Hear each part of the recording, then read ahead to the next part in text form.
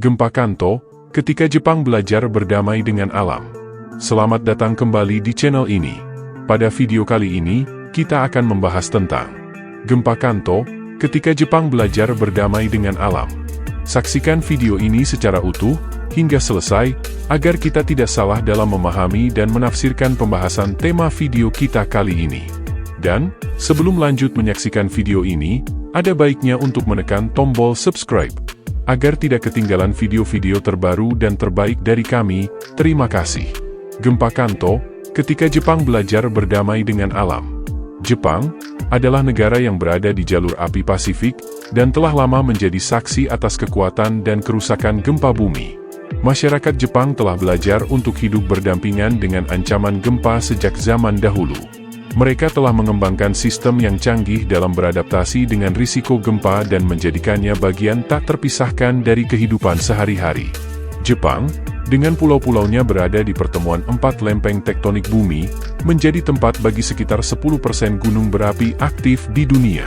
Hal ini mengakibatkan negara ini mengalami frekuensi gempa bumi lebih tinggi dibandingkan dengan kebanyakan negara lain, mencapai sekitar 1.500 gempa setiap tahunnya. Sejarah Gempa Besar Kanto. Tanggal 1 September 1923, telah terjadi sebuah gempa besar di Jepang. Menurut informasi dari Britannica, gempa yang juga dikenal sebagai Great Kanto itu memiliki magnitudo 7,9 pada skala Richter. Diperkirakan jumlah korban meninggal karena gempa telah melampaui 140.000 orang. Lebih dari separuh bangunan bata dan sekitar 10% struktur beton bertulang di wilayah tersebut mengalami keruntuhan.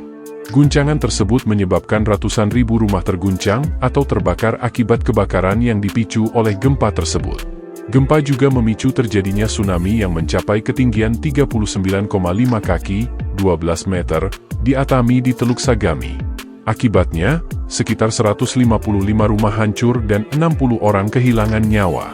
Gempa hebat di Kanto mengakibatkan kerusakan besar dari prefektur Shizuoka hingga prefektur Chiba, prefektur Kanagawa, termasuk Hakone, Keshogunan, Kamakura, dan kota utama, Yokohama, serta Tokyo. Guncangan ini terjadi di siang hari, saat orang sedang menyiapkan makan siang, memicu kebakaran massal di berbagai lokasi. Angin topan menerpa semenanjung Noto, di prefektur Ishikawa, di sebelah laut Jepang, dan Teluk Tokyo, memperburuk keadaan kebakaran. Tsunami yang diakibatkan oleh gempa merusak parah daerah pesisir, sementara tanah longsor menambah jumlah korban. Hampir 2 juta penduduk kehilangan tempat tinggal di wilayah Tokyo. Teknologi dan infrastruktur yang mengantisipasi gempa. Salah satu aspek kunci dari cara Jepang beradaptasi dengan gempa adalah teknologi dan infrastruktur yang mereka bangun. Gedung-gedung di Jepang sering menggunakan teknologi konstruksi yang canggih untuk menahan guncangan gempa. Bahan bangunan yang fleksibel dan inovasi seperti base isolators, yang memungkinkan bangunan untuk bergerak secara independen dari dasarnya saat gempa terjadi, membantu mengurangi kerusakan yang mungkin terjadi. Peraturan pembangunan di Jepang memperhitungkan banyak faktor seperti jenis tanah di lokasi, kedalaman fondasi, serta tinggi bangunan yang direncanakan.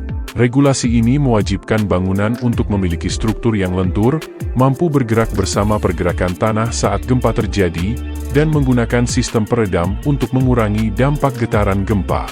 Salah satu aspek penting dari bangunan di Jepang adalah penerapan teknologi bantalan isolasi seismik. Teknologi ini memungkinkan bangunan untuk bergeser secara horizontal saat gempa terjadi, mengurangi tekanan pada struktur bangunan dan mengurangi kerusakan yang mungkin terjadi. Edukasi masalah gempa kepada masyarakat. Tidak hanya infrastruktur fisik, pendidikan juga memainkan peran penting dalam persiapan menghadapi gempa. Mulai dari usia dini, anak-anak di Jepang diajarkan tentang langkah-langkah keselamatan saat gempa terjadi. Mereka dilatih untuk melakukan duck, cover, and hold on, untuk melindungi diri mereka sendiri di bawah meja atau di tempat yang aman saat gempa terjadi. Sistem peringatan dini. Selain itu, Jepang telah membangun sistem peringatan dini yang sangat maju. Sistem ini menggunakan jaringan sensor yang tersebar di seluruh negeri untuk mendeteksi gempa dengan cepat dan memberikan peringatan kepada masyarakat sebelum guncangan gempa mencapai daerah yang lebih luas. Beberapa detik peringatan dapat membuat perbedaan besar dalam mempersiapkan diri dan mengurangi risiko cedera atau kerusakan. Akhirnya, tentu saja, Meskipun Jepang telah mengambil langkah-langkah besar dalam mengatasi risiko gempa, mereka terus melakukan penelitian dan pengembangan untuk meningkatkan sistem perlindungan mereka. Kondisi alam yang tidak dapat diprediksi sepenuhnya membuat adaptasi menjadi proses yang terus-menerus dan menjadi bagian dari budaya yang menghormati alam serta tekad untuk selalu belajar dan berkembang. Nah, demikianlah video kali ini tentang gempa Kanto, ketika Jepang belajar berdamai dengan alam. Terima kasih sudah menonton, semoga bermanfaat dan mencerahkan. Jika ada pertanyaan, kritik ataupun saran, silahkan tinggalkan komentar di bawah ini. Dan pastikan kamu selalu subscribe channel ini, agar selalu mendapat kisah, tips dan inspirasi lainnya. Sampai jumpa di video berikutnya.